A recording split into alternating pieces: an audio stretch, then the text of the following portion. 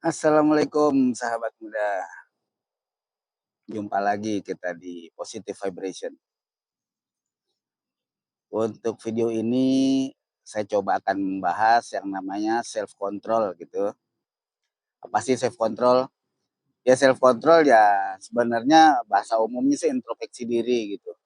Karena memang kita tidak bisa mengontrol pihak eksternal gitu ya. Apapun alam, manusia itu kita nggak bisa kontrol. Jadi yang kita bisa kontrol adalah diri kita sendiri gitu. Ya saya ambil contoh umpamanya kita sedang melihat, teman-teman kita ya di medsos, mereka pergi tanpa mengajak kita gitu ya, tentunya kita kecewa kan ya. Ya itu manusiawi sih sebenarnya, saya juga gitu. Nah, cuman dari peristiwa itu sebenarnya ada pelajaran buat kita gitu ya, kita harus, mengontrol diri gitu, kita harus bertanya kepada diri sendiri, "Kenapa nih?" Gitu. Padahal kita sering ketemu, kita dalam satu lingkaran, tapi kok begitu pergi saya nggak diajak, kita nggak diajak gitu. Nah itu kita nggak bisa menyalahkan mereka gitu, itu pihak eksternal kalau kita bilang itu pihak eksternal. Nggak bisa ngomel-ngomel juga gitu, malah mereka akan aneh kalau marahin mereka gitu. Ya mungkin kalau kita berpikir positif mungkin mereka tidak menyertakan kita ya karena mereka lupa atau mereka menyangka kita sedang sibuk gitu ya. Ya kita cari sisi positifnya aja lah intinya gitu, nggak usah mikir yang enggak gitu. Karena seperti di video sebelumnya ya, bahwa energi itu kalau kita berprasangka yang tidak-tidak, seperti kita khawatir, kita marah, kita kesal, itu larinya ke kejadian yang positif ya, yang negatif ya maksud saya. Iya, jadi ada di bagian yang negatif, yang itu artinya malah menyedot energi kita gitu, malah jadi melemahkan kita. Nah, kita sekarang kontrol diri aja, kita self control, mungkin kita berpikir mungkin, oh mungkin ada yang salah dengan diri kita nih gitu. Entah cara berbicara kita atau mungkin, berperilakunya tidak match dengan dia gitu ya, tidak cocok gitu. Nah itu kita perbaiki aja gitu, kita pelajari gitu, mereka tuh sukanya apa sih gitu, atau mungkin kita sering merepotkan mereka, kita bawel segala macam ya, itu kita kembalikan ke kita gitu ya.